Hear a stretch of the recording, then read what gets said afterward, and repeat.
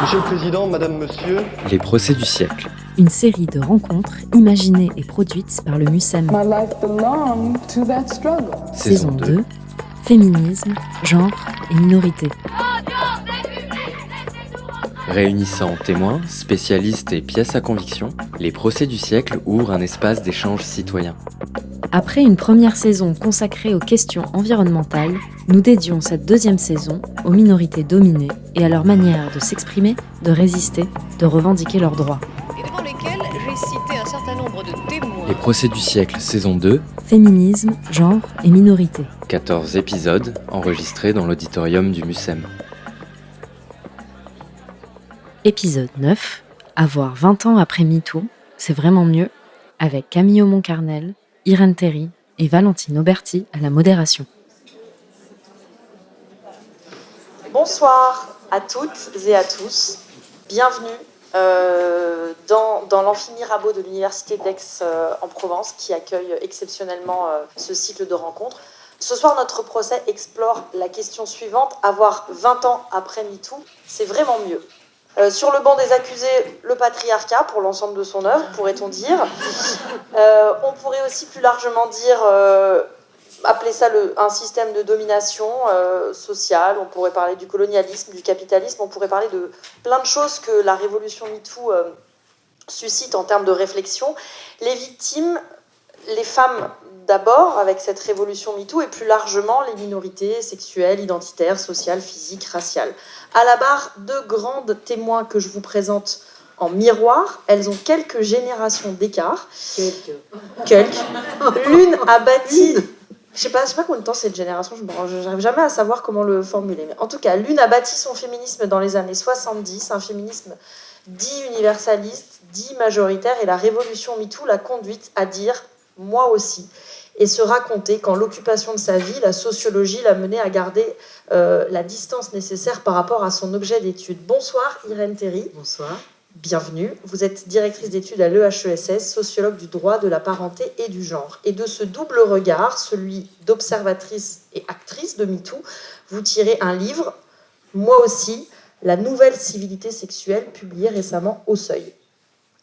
À la barre, mon autre témoin a à peine 20 ans, quand MeToo éclate et construit son féminisme dans le bouillonnement des années 2010-2020 sur le sujet, bouillonnement qui voit éclore une littérature prolifique, des figures qu'on appelle communément néo-féministes, menant les combats de leur époque. Camille Aumont-Carnel, bonsoir et bienvenue. Bonsoir. Vous êtes la relève avec les outils de votre époque, car vous êtes influenceuse, militante, autrice. Vous avez surgi dans le débat public en 2018 à travers un compte Instagram qui a tout de suite eu un succès monstre. Je m'en bats le clito. Un compte pour décomplexer les corps et la sexualité, et au passage donner 2 ou 3 tips sur le plaisir féminin. Puis d'autres comptes ont suivi. Je dis non chef pour dénoncer les violences sexuelles et sexistes dans le milieu de la restauration, votre premier métier. Et vous avez publié Ado Sexo, un guide d'éducation sexuelle pour ados. Nous verrons si votre différence de génération forge chez vous une approche différente de notre question, si au contraire certains points peuvent être partagés, vos pièces à conviction que nous découvrirons au fil de l'audience aiguilleront le jury citoyen dans la salle. Pour nourrir le débat, on accueillera aussi Amélie Lavin, qui est conservatrice en chef du patrimoine, responsable du pôle corps, apparence et sexualité au MUSEM. Elle nous présentera un objet de la collection du musée qui nous permettra de comprendre d'où vient l'antiféminisme et d'où viennent les clichés qui ont la peau dure sur les femmes. D'abord, à toutes deux, une première question. Quand MeToo arrive, comment est-ce que vous l'appréhendez ? Je l'appréhende sans aucune surprise, puisque 10 ans avant, on a eu l'affaire DSK, et donc que pour moi, en tout cas, il y a d'une façon ou d'une autre cette question du continent caché des violences sexuelles allait sortir.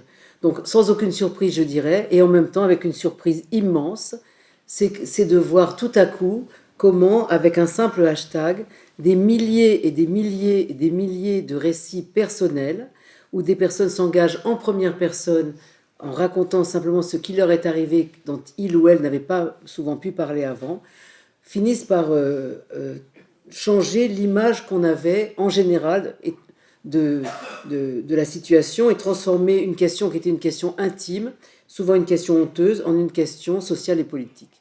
Voilà. Camille, première pensée, on va tous les niquer. On va pas se mentir. Beaucoup de colère. Et très vite, ce que moi j'ai apprécié, c'est ok, on s'organise comment, du coup. Il y a ça qui arrive, on stratégise comment. Est-ce qu'il faut que ça se passe sur les réseaux sociaux? Est-ce qu'il faut créer des communautés? Est-ce qu'il faut d'abord passer par les réseaux sociaux pour ensuite se donner rendez-vous? Il y a eu plusieurs questionnements, mais la première, ça a été on va tous les niquer. Et ensuite, on s'organise comment? Irène, vous avez vécu la révolution sexuelle de mai 68. Oui. Et vous vivez cette autre révolution sexuelle. C'est pas qu'une révolution sexuelle, MeToo, mais c'en est aussi en partie une. Vous y voyez des correspondances, des différences? Je vois des différences, mais ce que je vois surtout, c'est que ce qui se passe avec MeToo est une nouvelle génération. Donc vous avez l'âge d'être ma fille, hein, donc on a vraiment... Voilà, je suis la personne âgée dans cette assemblée, je l'assume tout à fait. Et je vois à la fois une énorme continuité entre ce qui a été entamé sur la question des violences sexuelles dans les années 70, et on est ici à Aix-en-Provence, hein, le lieu du célèbre procès d'Aix de 1978, qui concernait le viol d'un couple de femmes dans les calanques de Marseille. On va en reparler tout à l'heure. Il s'est passé beaucoup de choses et qu'on a un peu oublié. Mais donc nous avions entamé, je dirais, ma génération, tout un ensemble de revendications sur le viol avec un mot d'ordre. Quand une femme dit non, c'est non. Mais nous n'avions pas tout fait. Et donc cette nouvelle génération a approfondi des sujets que nous avions lancés. Elle a surtout déplacé les questions, donc on aura l'occasion d'y revenir. Et moi, je considère MeToo comme vraiment une nouvelle étape qualitative extrêmement importante de cette nouvelle civilité sexuelle qui s'élabore depuis qu'on vit dans un monde qui veut l'égalité des sexes et des sexualités. Alors, MeToo, c'est un moment de libération de la parole. En tout cas, c'est ce qu'on a beaucoup dit. Ce sont des millions de femmes qui parlent, qui mettent au jour un système. Dans cet océan de témoignages, il y a le vôtre, Irène Théry, que vous posez un jour sur votre page Facebook. Moi aussi, 2 mots. Et puis, vous racontez brièvement votre agression sexuelle à la radio, à la faveur d'une question posée de façon inattendue. Et c'est dans votre livre que vous dépliez l'agression sexuelle que vous avez subie à 8 ans, alors que vous rentriez de votre cours de gym dans la campagne aixoise. Et ce soir, c'est la comédienne Fabienne Julien qui va lire vos mots. Comment faire comprendre l'agression sexuelle sans traduire la terrible netteté du souvenir? À commencer pour moi par la douceur de cette fin d'après-midi ensoleillée, la fierté de rentrer toute seule en vélo de ma séance de gym du jeudi. À l'époque, la route de Vauvenargues était si tranquille. La route déserte. Le bruit de la moto qui arrive derrière moi freine, vrombit, freine à nouveau. L'inquiétude qui pointe, puis se transforme en angoisse quand le motard me dépasse, tourne un peu plus loin, revient.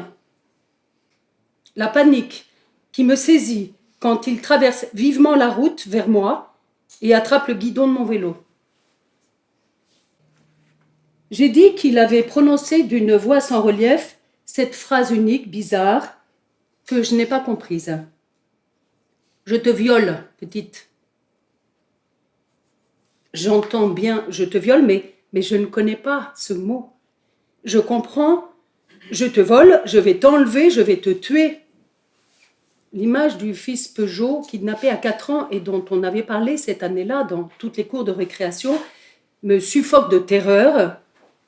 Alors je sens subitement la main entre mes jambes. J'ai encore la sensation de mes 2 pieds posés sur la route, de part et d'autre de la barre centrale du vélo qui empêche de serrer les cuisses.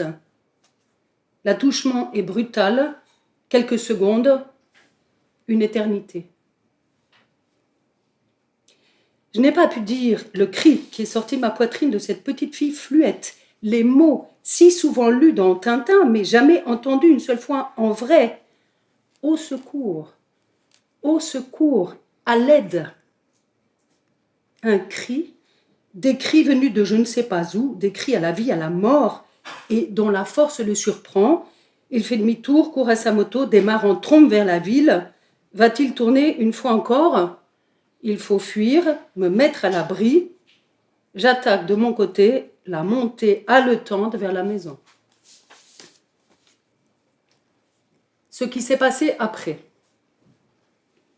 À peine les voisins partis, maman va trouver papa dans son bureau.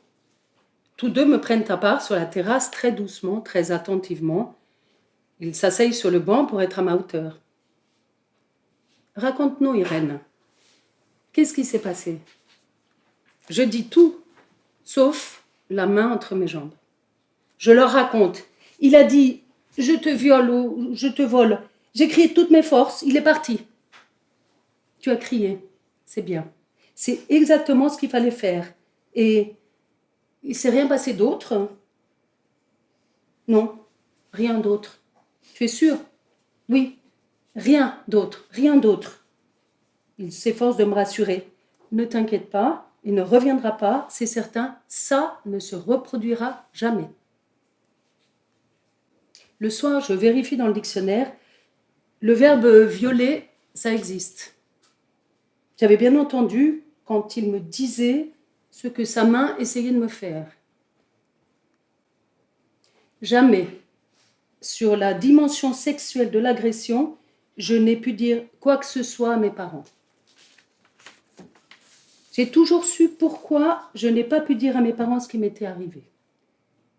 Ce n'est pas parce qu'ils étaient sévères, ils ne l'étaient pas plus que leur époque ne le voulait. Ce n'est pas parce que je n'avais pas confiance en eux, j'avais une confiance totale. Si je n'ai rien pu dire, c'est simplement parce que j'étais une petite fille comme les autres. Les petites filles ordinaires ont honte quand on les agresse. Elles savent bien qu'elles n'ont rien fait, que le méchant c'est l'autre, mais rien n'y fait. Elles protègent leurs parents et leur famille de cette souillure incompréhensible venue de l'inconnu. Elles se protègent aussi. Elles s'imaginent que si l'on ne dit rien, ce sera comme s'il n'y avait rien eu. Elles s'enferment toutes seules dans le secret. La honte ressentie par la victime est le point commun aux agressions dont on ne parvient pas à parler, on le sait depuis des siècles. Le viol est le seul crime dont l'auteur se sent innocent et la victime honteuse. Merci pour cette lecture et merci à vous Irène Terry. On peut applaudir.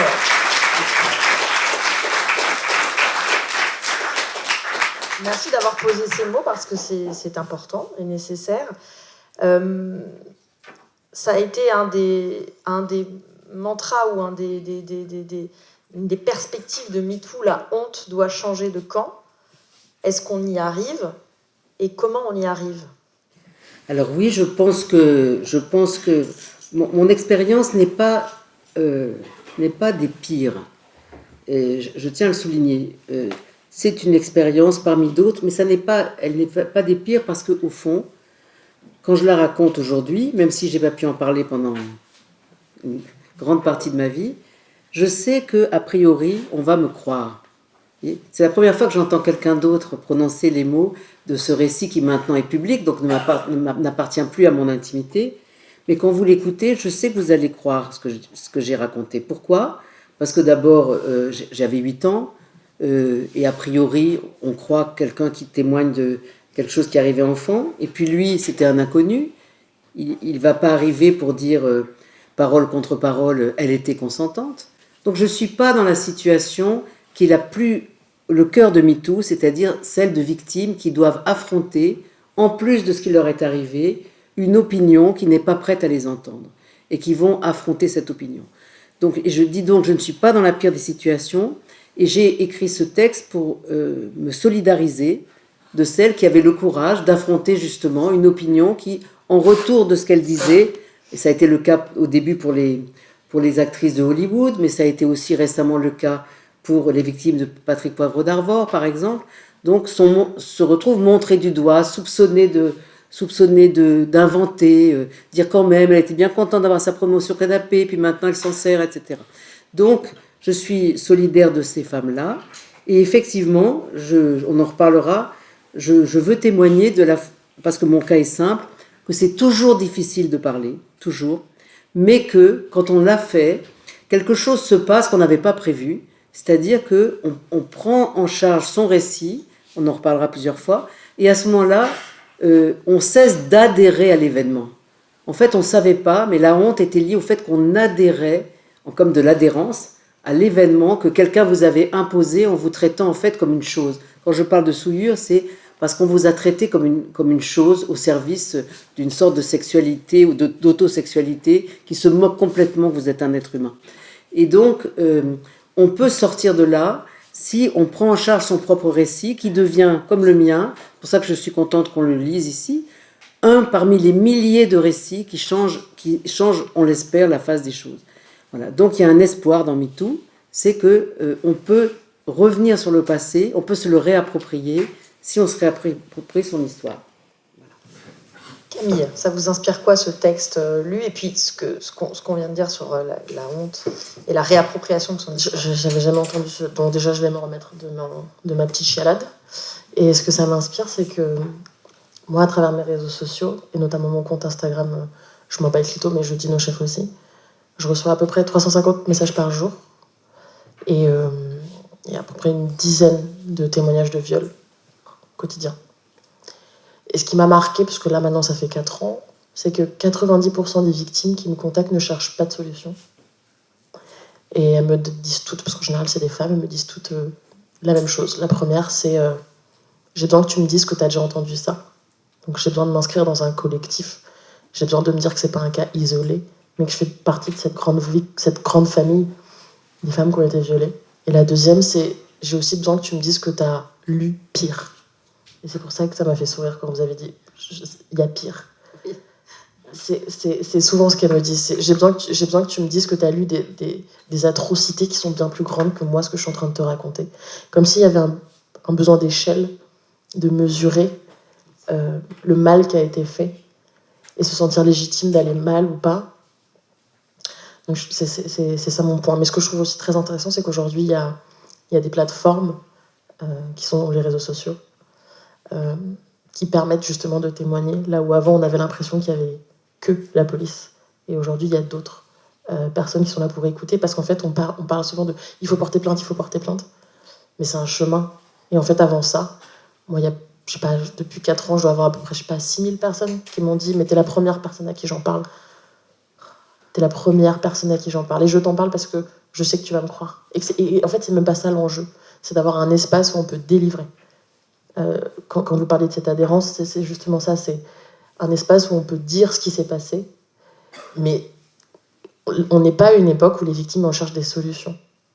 Ça, c'est pas vrai par contre. On est à une époque où les victimes cherchent à avoir une parole, un espace dans lequel elles se sentent safe. Donc, j'ai trouvé ça très intéressant. Donc la justice n'est pas la seule solution. Oui. La justice n'est pas la seule solution, absolument. Pour moi, MeToo, c'est aussi la révolution du consentement, qui est le miroir inversé de la violence sexuelle, de fait, parce qu'elle, finalement, c'est la clé de plein de choses. Elle est déjà au cœur d'un procès que vous avez rapidement évoqué, qui est le procès d'Aix-en-Provence en 1978, où Gisèle Halimi est l'avocate de 2 femmes violées, 2 femmes qui avaient dit non, clairement. Et dans sa plaidoirie, Gisèle Halimi aborde cette question précisément du consentement. Ce soir, c'est le comédien et metteur en scène Grégoire Ingold qui plaide les mots de la célèbre avocate féministe. C'est à vous. À peu près 99 fois sur 100, quand une femme est violée, il n'y a pas de témoin. Et par conséquent, 99 fois sur 100, les violeurs expliquent tout ce qui a pu se passer auparavant et ils concluent « oui, mais à ce moment-là, elles ont été consentantes. » Le drame de cet argument, c'est que, qu'on le veuille ou non, nous, les plaignantes, nous sommes acculés à devenir accusés et à essayer de vous démontrer que, non, nous n'avons pas consenti. Mais alors, si vous n'avez pas consenti, expliquez-vous là-dessus, sur ce geste, sur ce regard, sur cette attente, sur ce délai que vous avez mis pour déposer plainte. Bref, le procès n'est plus le même. Les plaignantes deviennent des accusées et doivent prouver qu'elles n'ont pas consenti. Je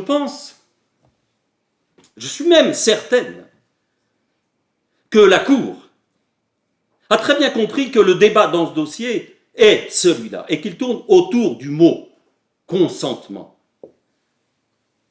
Y a-t-il eu ou non consentement de la part d'Anne et d'Arcélie dans cette abominable nuit du 21 au 22 août? Il y a donc une chose abominable, l'expédition punitive, mais beaucoup plus abominable s'agissant du droit pour une femme de dire non. Et quand une femme dit non, il faut qu'on le comprenne enfin une fois pour toutes, c'est non. Ce n'est pas oui. Ces femmes ont dit non.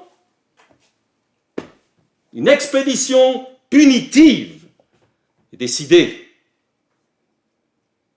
Alors dans le dossier, il y a le coup de marteau désespéré donné par Anne à Roger.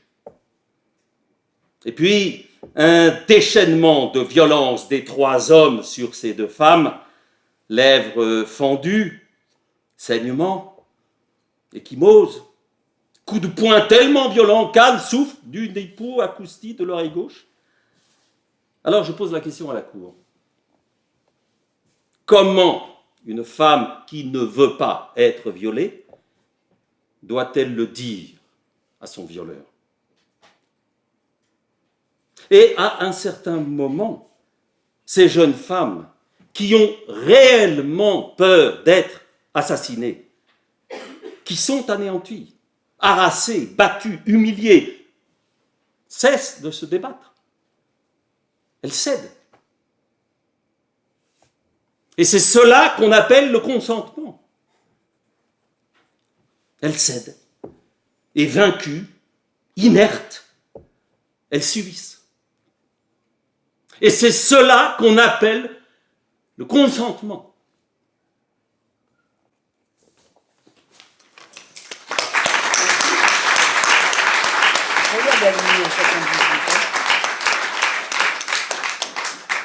Donc en fait, il faut toujours prouver que on n'a pas consenti. Est-ce que la solution, c'est que le consentement doit passer par un oui? Pour moi, la solution, c'est l'éducation. Pour moi, la solution, c'est le fait que petit à petit, on comprenne que le dialogue doit être au centre. Il n'y a pas de moment où on est allé trop loin. Ça, je l'entends encore beaucoup. Oui, mais j'avais envie. Oui, mais en fait, t'avais envie à ce moment-là et après, t'avais plus envie et c'est OK. Et je pense qu'il faut aussi être un peu ferme dans... Comment dire? On peut pas s'arrêter à un oui, c'est oui et non, c'est non. Je pense qu'en fait, il y a tout un tas de domaines qu'il faut qu'on arrive à éclaircir, à parler. Et la communication, elle est vraiment clé, en fait. Le fait de se dire, même en amont ou même après, je sais que c'est aussi très, très important de faire des... Moi, je sais que j'adore faire ça, par exemple. Dans mes rapports sexuels, après, je fais un espèce de retour sur expérience. Parce que je sais que... Non, mais pendant, il y a tout un tas de... Ouais, un espèce de débrief, quand il n'y a plus d'enjeux, parce qu'on a beau dire ce qu'on veut, mais il y a des enjeux dans les rapports sexuels. Et en fait... Le fait d'après, de se dire mutuellement, ok, t'en as pensé quoi? Est-ce que tu t'es senti à l'aise tout du long? Est-ce qu'il y a un moment donné où t'étais peut-être moins à l'aise et t'as pas osé? Je trouve que c'est très très important. Et ça pose aussi les bases pour potentiellement le prochain rapport. Et pour que l'autre soit notifié de ça. De dire, bah tu vois, quand j'ai fait ça, bah, en fait, j'étais pas à l'aise. Ou là, en fait, j'ai eu mal, mais je me suis dit que ça allait passer après. Donc peut-être avoir une espèce de grille de lecture un peu pour l'autre. Et moi, mon point, c'est aussi... J'entends complètement qu'aujourd'hui, le consentement, on y accède par le biais de la sexualité. Et encore aujourd'hui, par le biais des violences sexuelles. Donc même pas encore...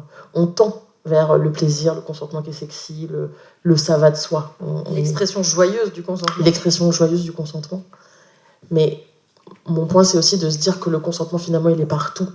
Et j'espère qu'on arrive à une période où justement, moi j'ai entendu parler du consentement, je crois la première fois j'avais 15 ans. C'est atroce. Alors qu'on devrait en entendre parler à 2 ans, quand on commence à apprendre à parler, tout simplement. Parce qu'il est dans la façon dont on mange, parce qu'il est quand on demande à notre pote si il veut ou pas qu'on lui resserve un verre de vin, parce qu'il est, en fait, il est partout, le consentement. Donc aujourd'hui, on l'aborde d'un point de vue traumatique, on tend vers un point de vue qui est beaucoup plus jouissif, mais l'idée, à un moment donné, c'est aussi de défocus du sujet intrinsèquement sexuel pour juste comprendre qu'en fait, le consentement, c'est la base du relationnel avec l'autre, en fait. On peut en faire quelque chose du dialogue sensuel, érotique entre deux personnes. Ah oui, bah oui. C'est sexy le consentement. Avec une petite voix mielleuse dans l'oreille, là, on adore. Irène Théry, comment est-ce qu'on bâtit une nouvelle civilité sexuelle? C'est l'objet de votre livre. Je pense que vous avez parlé de tellement de choses, Camille, avant d'arriver à qu'est-ce qu'on peut faire de maintenant, je pense qu'il faut avoir quand même la conscience de d'où on vient, si on veut comprendre justement ces questions du consentement, y compris ce que vous avez décrit sur la question vouloir, ne pas vouloir, etc. Donc moi j'ai consacré une grande partie de mon livre en fait à replacer les débats actuels dans la longue histoire pour donner la mesure de la dissymétrie, enfin, la dimension du genre dans ces questions. Apparemment on pourrait dire par rapport à des questions comme le viol, les violences, qu'on soit homme ou femme, on est tous dans la même société, avec les mêmes interdits, etc. Ce qu'on voit, c'est qu'on est héritier vraiment, depuis très longtemps, d'une conception qui oppose complètement la sexualité masculine et la sexualité féminine. En fait, une dissymétrie qui a toujours été une dissymétrie sociale, une dissymétrie dans les normes. C'était qu'il y avait une règle pour tout, je dis en 2 mots, du point de vue général de l'organisation de la sexualité.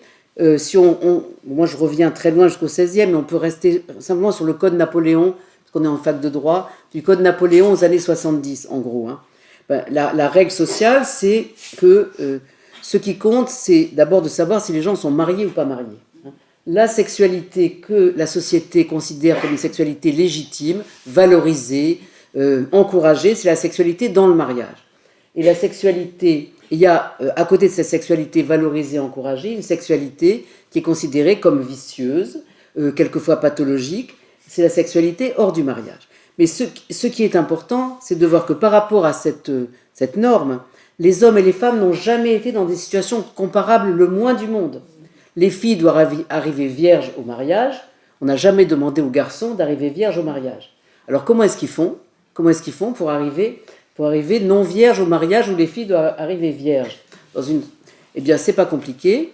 C'est parce qu'il y a un principe de division des femmes en 2 groupes qui n'a aucun équivalent chez les hommes. Les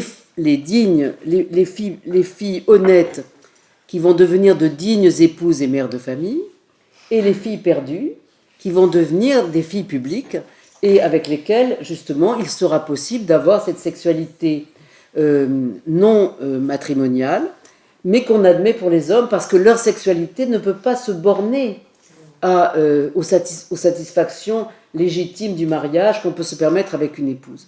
Et c'est quelque chose qui était tellement installé dans la société que, je prends un exemple, notre grand écrivain national, celui dont on célèbre le centenaire de la naissance et qui est par ailleurs mon idole personnelle, Marcel Proust, à 16 ans, envoie une lettre à son grand-père pour lui demander 13 francs pour aller au bordel, et à son grand-père. Et il lui explique qu'il faut quand même qu'il a des mauvaises habitudes, pas sous-entendu masturbation, dont il faut absolument se défaire. Et donc, qu'il lui demande 13 francs pour aller, je cite Proust, se vider. Voilà comment cet homme parle de ce qu'il va faire. Donc, il y a les filles avec lesquelles on va se vider, et tout le monde trouve ça très, très, très sain pour un garçon.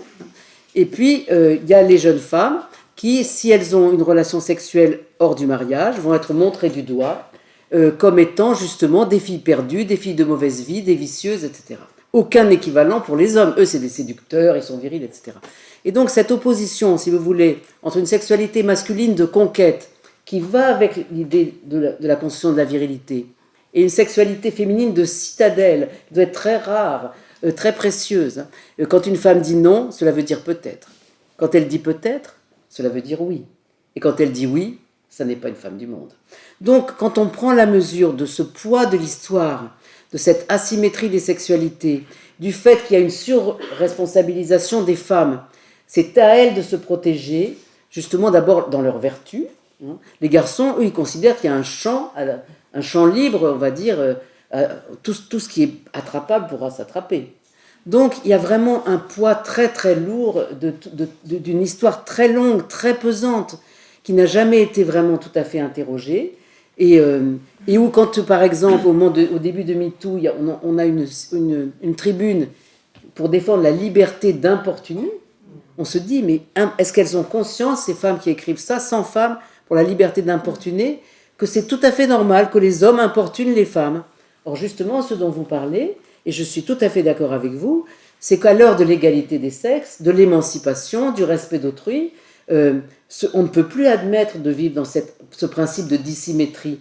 Ça ne veut pas dire qu'il faut faire une sorte de catéchisme des mœurs contemporaines, mais effectivement, il faut trouver une autre façon d'aborder la question de la séduction que ce partage des rôles dans lesquels ils considèrent qu'a priori, tout ce qui est bon à prendre sera pris, que de toute façon, c'est elles qui courront des risques s'il y a eu trop d'histoires, etc. Donc là, vraiment, ça me paraît important d'avoir conscience de ça, parce que ça pèse encore aujourd'hui. On va continuer sur l'histoire avec Amélie Lavin qui va me rejoindre. Et pendant qu'elle me rejoint, Camille, on va réagir parce qu'elle a pris plein de notes. Non, mais moi, c'est la linguistique qui m'intéresse beaucoup. Et c'est marrant comment, en fait, on a, d'un point de vue de la sexualité masculine, dans tout ce que vous avez décrit, il y a vraiment le champ lexical de la quête et de l'honneur. Et d'un point de vue féminin, on a vraiment le champ lexical de l'objet et de l'argent. Et c'est marrant comment, d'un seul coup, en fait, notre vagin devient un trou dans lequel on se vide.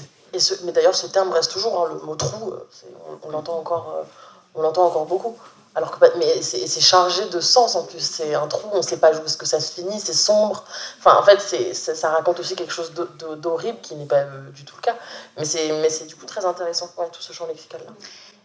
Et alors, on va rester dans l'histoire, très, très loin de MeToo, l'immense bond en arrière donc au 19e siècle, pour comprendre encore un peu plus comment la femme castratrice, la femme hystérique ont permis de forger un antiféminisme tenace. Amélie Lavin, cet antiféminisme, vous nous le présentez à travers un saladier qu'on a envie de balancer par la fenêtre quand vous saurez, qu'on a envie de péter en 1000 morceaux quand vous saurez ce qu'il raconte. Oui, allez-y, bonsoir. Oui, donc c'était impossible d'apporter là physiquement un objet de la collection du MUSEM, donc on va plutôt regarder des images. J'avais envie, pour commencer, de partir de ce saladier en faïence du XVIIIe siècle.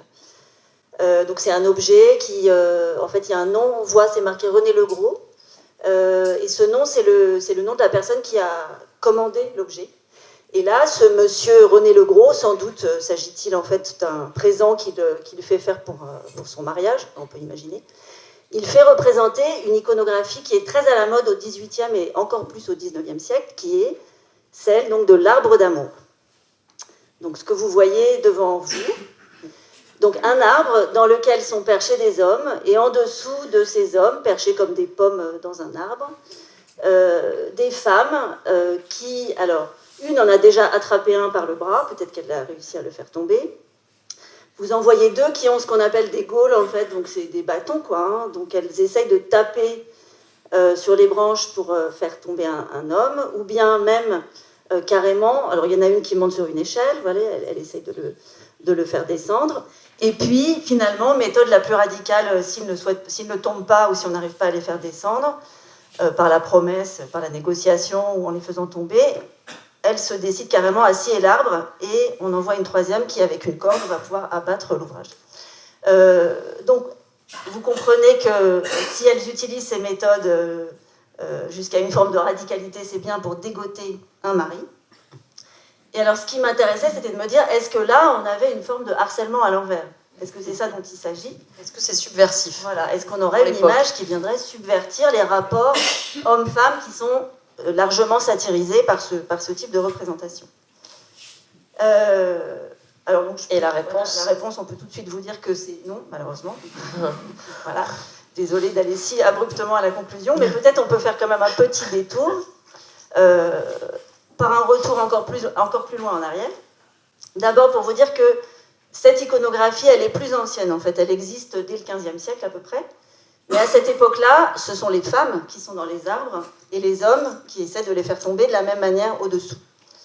À ce moment-là, l'iconographie ne s'appelle pas l'arbre d'amour, mais l'arbre aux beaux fruits. Les fruits étant, bien sûr, les femmes. Ce qui m'intéresse, c'est de faire un retour encore plus loin en arrière avec cette image. Ah, je vois que les gens ont compris de quoi il s'agissait. C'est une fresque du XIIIe siècle qui se trouve en fait dans une fontaine en Toscane. Et en fait, ça m'intéresse de faire une filiation entre cet arbre d'amour qu'on peut relier à bon nombre d'autres arbres, arbres de vie, arbres de fertilité, donc c'est des iconographies très prolixes. Et cet arbre-là, vous avez vu ce qui pousse dans les arbres, donc ce ne sont ni des hommes ni des femmes, mais ce sont des sexes masculins, complètement en érection. Hein. Alors en fait, au Moyen-Âge, c'est une iconographie très peu rare, même plutôt abondante.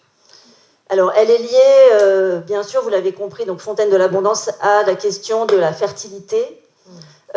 Ces pénis ont une fonction, on pourrait dire, à la fois apotropaïque, c'est-à-dire ils servent à repousser le mauvais œil, mais aussi à souhaiter, à amener la fertilité attendue.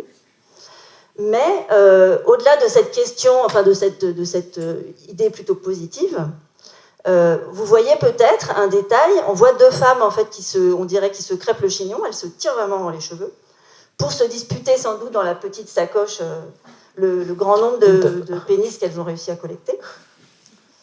Et donc en fait, ce que nous dit cette petite image dans l'image, c'est que ces représentations-là, elles ont aussi une dimension moralisatrice. Elles viennent rappeler aux médiévaux que les femmes sont souvent des êtres faibles au désir, obsédées par la sexualité, facilement soumises aux tentations du diable.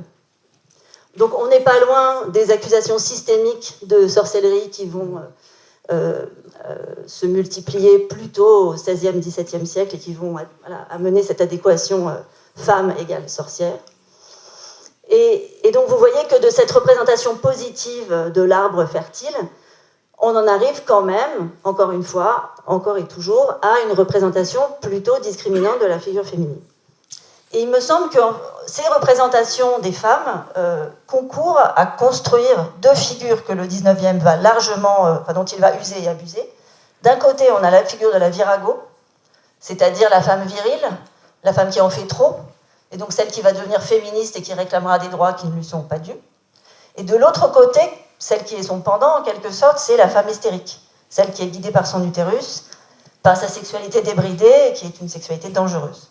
Voilà, donc cette petite boucle pour montrer que, évidemment, ça s'inscrit dans un temps long, et que forcément on revient un peu de loin, et que donc il faut encore du temps pour déconstruire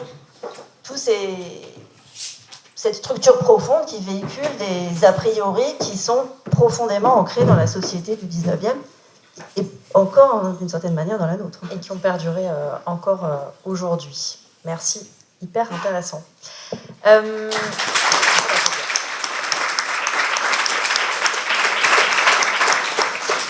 Ça existe toujours les arbres comme ça avec des tubs. Enfin, peut-être on peut y revenir, quoi. Enfin, dans des fontaines, en tout cas. Ouais, voilà. Au Paris, Mucem. hôtel de ville. On peut peut-être penser à un projet avec des godes et des sextoys comme ça. Alors, je trouve qu'on a beaucoup parlé phallus ce soir, et pas assez. Oui, je suis d'accord. D'autres choses. Suspense. Et pas assez de clitoris. C'est votre pièce à conviction, Camille Aumont-Carnel. C'est pas trop mignon. Donc, précision, c'est un clitoris en entier. grandeur nature en entier, repos. mais au repos. Si voilà, j'ose pas dire. en érection. Il est à taille réelle. Hein. Il est à taille réelle, mais au repos. Parce qu'après, on bande aussi. Vrai sujet, moi je sais que ça m'a fait tellement du bien le jour où on m'a donné la définition d'un clitoris et qu'ensuite on m'a donné juste derrière la définition d'un pénis. Et je me suis dit, ok, moi aussi entre les jambes j'ai un truc de ouf qui peut se gorger des sangs et qui peut être gros, super. Et ça m'a fait du bien. Donc, clitoris, organe érectile qui se gorge de sang lors de l'excitation et qui mesure en moyenne entre 10 et 13 cm. Et un pénis, c'est un organe érectile qui se gorge de sang lors de l'excitation et qui mesure en moyenne entre 11 et 16 cm. Donc en gros, il y a des clitoris qui sont plus gros que des pénis. On attendait quoi pour nous le dire? Le déluge, Troisième Guerre mondiale, qu'il n'y ait plus d'eau sur la planète, enfin je sais pas. Et donc je fais partie de ces personnes, mais comme je pense beaucoup d'entre vous, où en fait dans nos cours d'éducation sexuelle, si on peut les appeler ainsi, on a toujours comparé vulve et pénis. Et je pense que c'est une grande erreur. Parce que c'est comme si en plus de les comparer, on les associait en mode ça doit fonctionner ensemble. Alors que comparer le clitoris et le pénis et leur ramener à leur anatomie et leur fonctionnement, je trouve qu'il y a quelque chose de très empouvoirant. Et donc on sort de tout ce discours de petit bourgeon, petite fleur, truc chiant. Voilà. Donc Pourquoi il est central, le clitoris? Alors le clitoris, j'aimerais savoir. Dans cette révolution Camille. Oui, bien sûr. En fait, c'est le véritable symbole parce que finalement, parler de clitoris, c'est déjà être obligé de le montrer. Et c'est vrai que, en fait, on a été plusieurs à peut-être d'abord savoir s'en servir, mais pas vraiment savoir à quoi ça ressemblait. On a été aussi beaucoup trompés par l'étymologie du mot, qui en grec veut dire petite colline. Donc en fait, l'étymologie même du mot nous faisait comprendre qu'il n'y avait que ça, alors qu'en fait, pas du tout. Et finalement, ça revient à parler de plaisir, ça revient à parler de masturbation, ça revient à parler de sexualité, mais surtout, ça revient à parler de sexe non pénétratif. Donc ça aussi, c'est très intéressant. Ça revient à parler d'excision. Ça revient à parler de tout un tas de sujets qui sont au centre de la révolution qu'on vit là, qui est la révolution du plaisir et la révolution du désir. Mais ouais, c'est intéressant. Et puis se dire que voilà, il y a une partie à l'extérieur, mais qu'en fait la plus grande partie est à l'intérieur. Et sortir justement de ce truc de on est des petites choses. Moi je sais que j'ai beaucoup grandi avec ce champ lexical des petites choses, de la mignonneté, du bonbon, du berlingot, petit abricot. Voilà. Alors que j'ai aussi un organe érectile qui peut se gorger de sang entre les jambes, et donc ça fait du bien, finalement. Donc quand même quelque chose d'un peu plus positif. Et puis il y avait aussi, et on a beaucoup appelé ça la règle de 3, parce que quand on voit tous les comptes Instagram qui se sont créés, il y a souvent le mot clito qui revient, donc soit je m'appelle clito, gang du clito, clit revolution. Et il y avait ce truc, donc en fait le clito, soit tu sais pas à quoi ça sert, soit tu sais pas t'en servir, soit tu sais pas à quoi ça ressemble. C'est un peu la règle de 3. Et là je pense qu'on est en train de complètement éradiquer ça et en être fier, quoi, tout simplement. Merci. Irène a une réaction ou un commentaire sur le clitoris? Non, je n'ai pas de réaction particulière sur le clitoris. J'ai pas réfléchi. J'ai été fascinée en écoutant, donc. Oui, non, je me souviens simplement, puisque je peux faire au moins un témoignage. D'abord, il faut dire que c'est une chercheuse qui a donc permis que cette représentation existe. On va la citer, Odile Fillot, parce que elle a vraiment joué un rôle très important en permettant cette vision, et on espère que ça changera les manuels de MST. De MST. MST. Dans lesquels on parle sans doute de MST. C'est ce que j'ai dit. T'as quoi cette année au programme de MST, toi? J'adore. Au programme de MST. C'est peut-être plus utile qu'un cours d'éducation à la sexualité sans clitoris ici. Mais bon, enfin, c'est la matière, et sexe et des tubs, et MST. Nouvelle matière. En tout cas, il y a une chose dont je peux témoigner, c'est vrai, c'est que dans les années 70, on disait encore, et que justement, on opposait encore un peu comme l'avait fait Freud, les clitoridiennes et les vaginales. Et les clitoridiennes étaient censées être en développement incomplet. Oui, c'est l'orgasme de la petite fille versus l'orgasme de la femme accomplie. Voilà. Donc il y a ça aussi, à mon avis, d'important dans cette révolution, c'est de sortir de cette hiérarchie entre une sexualité soumise en fait orientée vers la pénétration comme plaisir masculin, qui était censé être l'accomplissement de la femme, quoi. Et puis ramener aussi le clitoris, 8000 terminaisons nerveuses, clitoris. Juste pour info, le gland d'un pénis en a 3000. Super. Non mais c'est vrai, j'ai rien à dire de plus. Voilà, ça fait ça. Je crois qu'on en a fini avec ce procès. Merci à Camille Aumont-Carnel et Irène Théry. Merci à Amélie Gavin.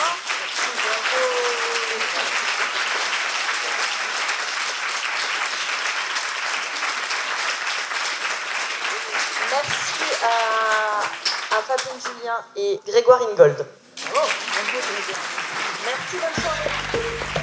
Cette séance a été enregistrée le 30 janvier 2023, avec la participation de Camille Aumont-Carnel, Irène Théry, Amélie Lavin et de Valentine Auberti à la modération. C'était le podcast Procès du siècle, féminisme, genre et minorité. Une proposition conçue et mise en scène par le MUSEM en collaboration avec Grégoire Ingold. À la modération, Judith Duportail, Toufik Hakem, Talma Desta, Paloma Moritz, Valentine Auberti et Victoire Tuaillon. En partenariat avec Libération, Blast, Le Bonbon et Mademoiselle. Réalisation, Copie Carbone. Rendez-vous sur le site du MUSEM pour plus d'informations sur la série et les pièces à conviction. Et retrouvez l'ensemble des épisodes de la saison sur votre application de podcast habituelle. Merci pour votre écoute et à très bientôt.